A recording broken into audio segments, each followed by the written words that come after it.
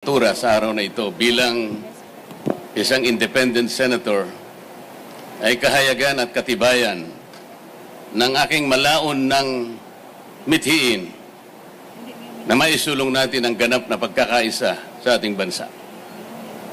Kahit kailan, kahit saan, hindi po natin makakamit ang tunay, tapat, at mabilis ang paglilingkod sa lahat ng mamamayan kung wala pong pagkakaisa.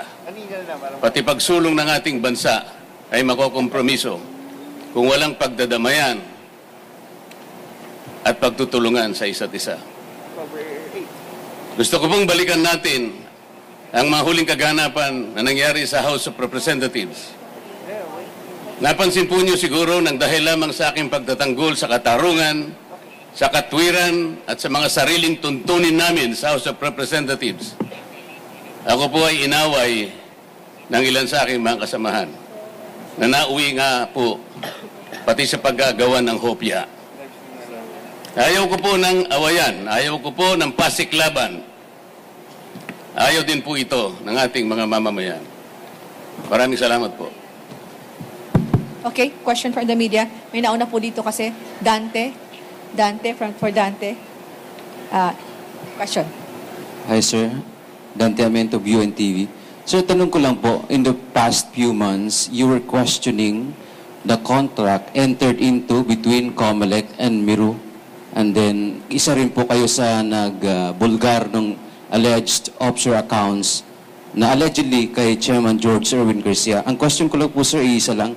Sa ngayon, kasi it is inevitable that you have filed your COC sa COMELEC na mayroon kayong question. Mayroon pa po ba kayong paniniwala sa integrity ng 2025 midterm elections? Thank you po. First of all, dahil po sa aking pagnanais na makapaglingkod sa mataas na level ng ating pamahalaan, ay napilitan po ako na mag-file ng COC kagaya ng ginagawa ko sa araw na ito. At I do not want to fight two battles at the same time. Ang lahat po ng pangyayari ay may kani-kanyang panahon. Yun lamang po ang aking masasabi sa isyong yan. Malaya Business Insight. Gerard Nabal po. Sir, good morning. Sir, noong 2022, tumakbo po kayo for senator also, but you withdrew at the last minute. What makes it different this time, sir? Sa ngayon po, ang aking paniwala ay ganap na po akong nakahanda. Sa dami po ng mga kababayan natin na nananawagan na sana'y makapaglingkod pa po ako sa mas mataas na level ng ating bansa, ay gusto ko pong paunlakin o paunlakan ang panawagan na yon na ngayon po ay talagang dumarami at lumalawak sa maraming panig ng ating bansa. One follow-up question po. Sir, does that mean to say na we won't expect you withdrawing anytime po? Wala na pong atrasan ito. Okay, next question is from Michael Rogas, Radyo Pilipinas.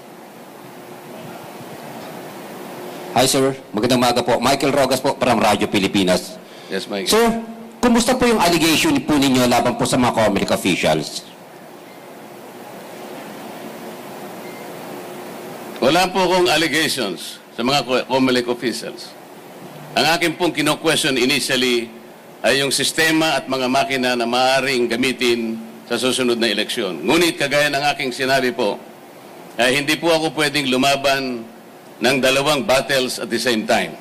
Ang gusto ko po ay makapaglingkod muna, pero nananatili po ako na ganap na pagtitiwala sa magagawa ng COMELEC upang pairalin ang isang malinis, isang tapat at credible na election sa ating bansa. Yung pong pag-asa na yon at paniniwala ay nananatili pa rin sa aking puso. So, sir, yun po sana ang aking gustong i-follow up question. Kayo ho ba ay naniniwala sa kabila po ng inyo po mga allegation laban po dito po sa teknolohiya na gagamitin pa ng COMELEC? Kayo po ay nag-file ngayon ng yung Certificate of Candidacy for Senator. Naniniwala pa rin po ba kayo sa integridad ng COMELEC sa darating na halalan? Ang pagpapile ko po ng kandidatura ay katibayan ng aking pagtitiwala sa magagawa ng COMELEC na magsagawa tayo ng isang malinis, isang tapat at mapapanaligan na eleksyon sa ating bansa. Salamat po. Ms. Mads Villar from Net25. Hi, Kong. Good morning. Good morning. Sakaling pala rin po kayo sa Senate, ano po yung mga priority bills na unang-una nyong ipa-file pag upo nyo po? Thank you. Napakarami po. Ayoko lamang pong isa-isahin. Baka abutan po tayo ng 3 araw. Ang gusto ko lamang pong bigyan ng emphasis ay yun pong oversight function ng Kongreso. Hindi po lamang importante yung paggawa ng mga magagandang batas. Mas importante po siguro yung pagkagawa ng mga batas ay kailangan pong merong magbantay sa pagpapatupad ng mga ito. Sa karanasan ko po sa House of Representatives, napakarami po ng mga batas na pwede kong isa-isahin sa inyo. Ngunit nagkaroon po ng problema kung ang pag-uusapan ay yung pagpapatupad ng mga ito. Kaya po yung dapat na mapalakas sapagkat isa rin pong mahalaga na kaagapay ng paggagawa ng mga batas. Hindi po maganda na makagawa tayo ng napakaraming batas. Ngunit parang ilalagay lang natin sa cabinet, napakatagal po ng proseso, napakamagastos ng paggawa ng mga batas. Sa laki po ng panahon na ginugol ko sa House of Representatives, kung minsan po taunan, kung hindi man isang buong termino para ikaw ay magkapagpagawa ng isang batas. Sayang na sayang po kung isang magandang batas ay hindi po may patutupad ng maayos. Kagaya po ng EPIRA. Ano po yung layunin ng EPIRA? Makapagdulot kayo ng isang reliable, secure, and affordable rates of electricity in this country. Nangyari na po ba yung affordable rates of electricity? Ang EPIRA po ay nagawa 23 taon na nakararaan. Ngunit hanggat hindi po nyo na ibababa ang presyo ng kuryente, there will be a continuing violation of that law. Tingnan po nyo yung local government code. 33 taon na nakararaan. Tingnan po ninyo ang ating mga barangay. How many barangays, up to 42,000 plus barangays in this country, how many percent are able to stand on their feet? You may not know it, but I will answer my own question. 2%.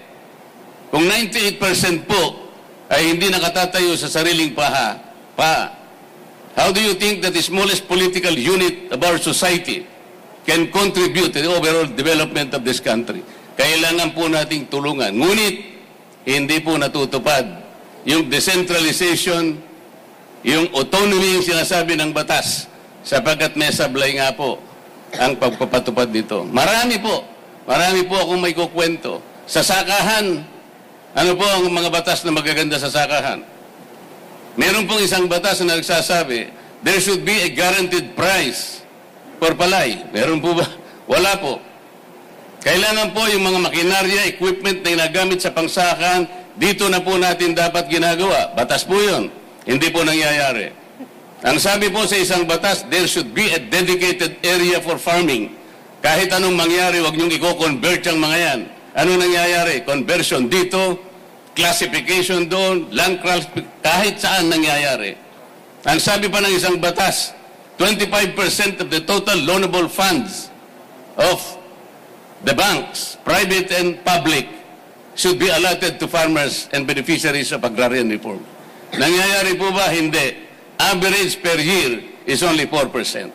Kaya ganito po tayo. Oversight is an equally important function of Congress that has been forgotten for years. Yun po ang isa sa tututukan natin. Salamat po. So, sir, 8 minutes. Tapos na po yung 8 minutes. Wala na po? Yes, Thank po. you. Tapos, raise the card.